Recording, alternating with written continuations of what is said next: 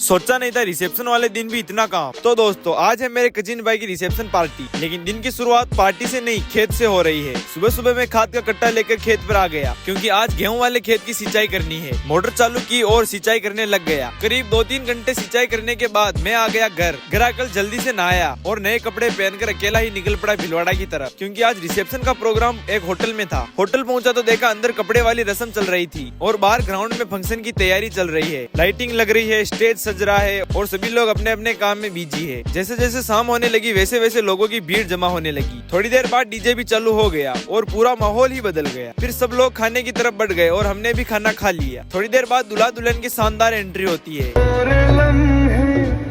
फिर स्टेज पर माला पहनाई जाती है।